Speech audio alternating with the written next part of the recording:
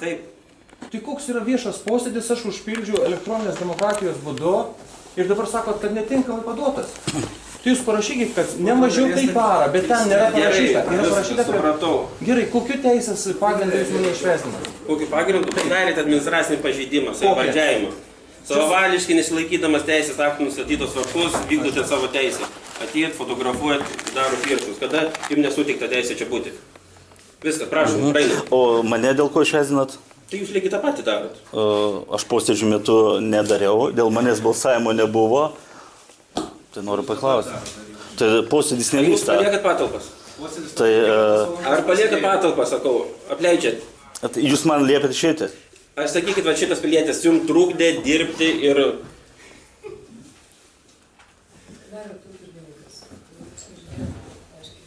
Tiesiog mes nedavėm leidimą filmuoti.